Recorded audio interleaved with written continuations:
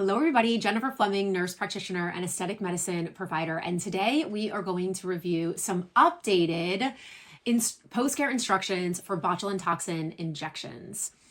So did you know that botulinum toxin A injections are the most sought after aesthetic procedure with millions performed each year? But have you ever questioned why is it that we keep giving our patients the same recommendations that have been passed down forever, and some never even make sense? So in order to really make sense of some of these updated post-care instructions, it's important to understand what happens in the tissue when botulinum toxin A is injected. So there have been some recent MRI studies that visualized what happens when these injections are distributed along the muscle fibers in the tissue. And what they found is that it appears unchanged when you're injecting the solution into the muscle, that it appears unchanged for that first 10 minutes. Within 2 hours, there is a notable decrease in the amount of volume that's within the muscle tissue. And by 12 hours under MRI imaging, it is hardly there. They don't see it. It's also important to understand that when we are injecting this solution into the muscle, not all of that solution is physically able to enter into the muscle, right?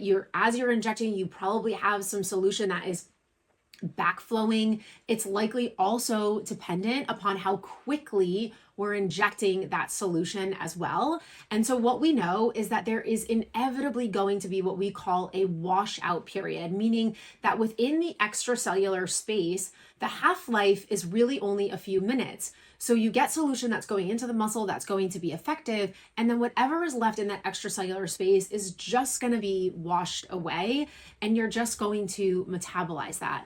So again, knowing that under MRI imaging that the physical solution is only there really in a notable time period for less than or up to 12 hours, why is it that we're telling people that they can't exercise, or that they can't travel after, or that they can't lie down, or that they can't do certain things? So it's understanding the pathology or the physiology of how these things are working. It's going to help us understand what we really should be recommending to people. So on the basis of that, it's perfectly okay to go about your day. I would even recommend that if you want to work out, sure, go and work out. One of the things that I would say is I would still probably recommend to my patients not applying pressure to a given area, at least for that first 12-hour period. And this is really because if in fact, now I think a lot would say that if a neurotoxin is within a muscle, it's likely going to be really super unlikely that that is able to leave that space or travel, with the exception that if in fact maybe it was injected and it's injected very closely to where other muscle fibers, say for instance in the lower face, where there's a lot of muscles that are interconnecting and we really do not want any of that to travel or move, I probably would say don't go get a massage after and don't aggressively massage the area. But otherwise, it's okay if you lay down. It's okay if you go about your day. It's okay if you wash your face. And those silly recommendations of, you can't have a hydrofacial or you can't have a facial for 2 weeks after. Oh my gosh, no, it's okay. You're not going to move any product. Let's take a little bit of a deeper dive into some of the other studies that I found. So another study was looking at masseter injections, because we know that botulinum toxins are activity dependent. So when they were looking at masseter injections, they found that when they instructed the patient to move that masseter within that first 10 minutes, and that activity, that onset, that after injecting, that patients tended to have quicker onset and longer duration of their results. And so while more research is needed on this, it might be worthwhile to start telling our patients to maybe move some muscles, or to move some muscles in the upper or lower face. And this might even be why I just know from my own self, or if anyone has experienced this, let me know. But when you're injecting neurotoxins around your mouth, specifically a lip flip, I noticed that onset really quickly. And I suspect that it's likely because our lower face is so dynamic and it's constantly moving that we likely have more uptake in that area as a result of just moving after injection. So that might be something that I'm going to start recommending to my patients. And then another tip for all of the injectors out there that maybe use ice or cold compresses prior to injection, this one I might recommend stopping. So research has also found that the uptake of botulinum toxin medications are temperature dependent. And there's been prior research of both botulinum toxin type C and D that they could not translocate into the neuron at 20 degrees Celsius, meaning they physically couldn't get there.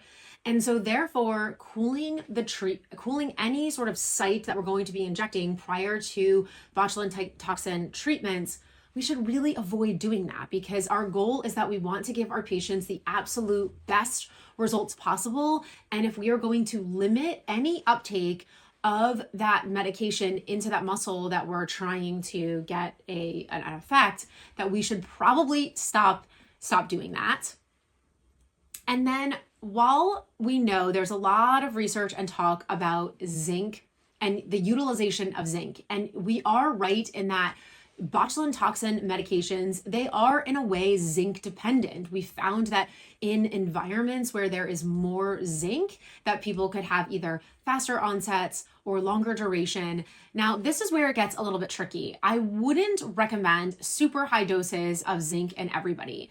It would be best if we were testing patients probably beforehand before recommending that.